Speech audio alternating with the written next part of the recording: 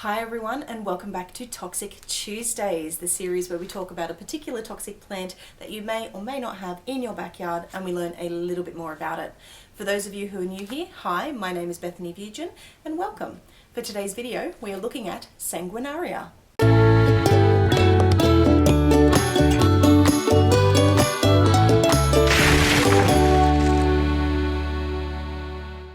Sanguinaria is more commonly known as bloodroot, Canada puccoon, bloodwort, redroot, red puccoon, and black paste. It is a flowering herbaceous perennial that bears these beautiful, brilliantly white flowers. It can grow from 20 to 50 centimeters high and has one large basal leaf that reaches 25 centimeters across and has anywhere between 5 to 7 lobes. Sanguinaria's showy flowers can reach 5 centimeters across, and they have bright yellow stamens when in bloom. The leaves and flowers sprout from reddish rhizomes that contain a bright orange to red latex sap. The sap colour is the reason for the genus name Sanguinaria, because it is Latin for sanguinarius, which means bloody. Now, these rhizomes will get longer each year and will eventually form colonies. The seeds develop into green pods that are 4 to 6 centimeters long and become an orange-red when ripe. The seeds have white elaiosomes, which are fleshy structures that are rich in lipids and proteins, and these are taken away and eaten by ants. Sanguinaria is native to eastern North America, with its range extending from Florida to Nova Scotia and west into the Rocky Mountains. It is one of the earliest plants to bloom in spring and will cover woodland areas in its beautiful white flowers. It is commonly found in dry woods and thickets, as well as floodplains, streams, and shores, as it has a preference for moist soil. Sanguinaria is also cultivated as an ornamental plant, with gardeners prizing the double-flowered form because of how showy they are. Sanguinaria produces benzolysoquinoline alkaloids, which I'm not repeating, but it primarily produces the toxin sanguinarine, which is found within the rhizome.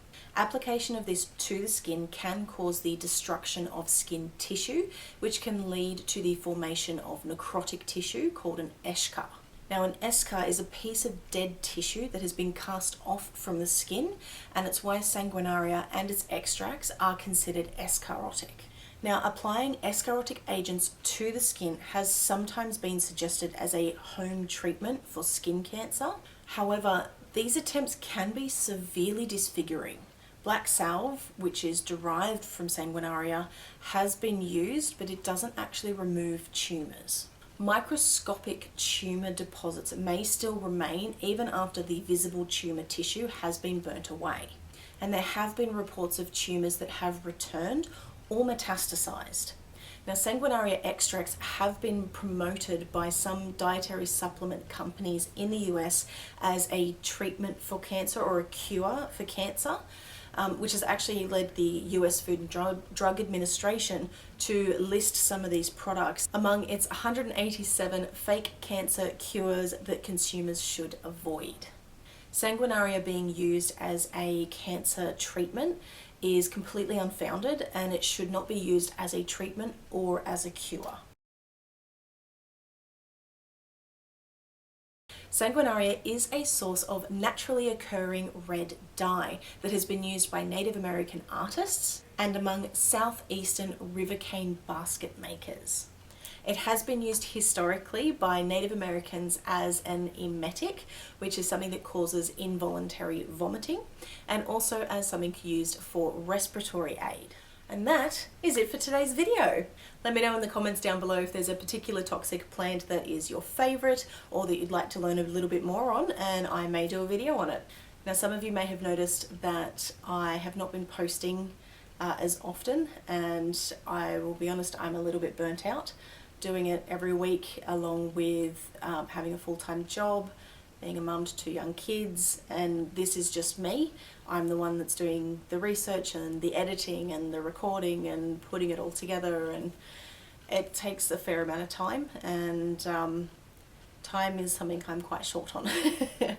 so I need to give myself a little bit of breathing room. So I will be doing fortnightly videos instead of every week, but I will be, kind of changing it up a little bit, just to give me some breathing room and give me some me time, so that way I can keep doing this and still have fun while doing it. So thank you very much for bearing with me, and I will be going back to regular postings of fortnightly instead of weekly. So in saying that, I will catch you all on the next fortnight of Toxic Tuesday, and thank you all so much for your support, and it really does mean a lot. So have a lovely day, evening, night, whatever the time is when you're watching this, and I'll see you on the next one. Thank you so much, guys. Bye.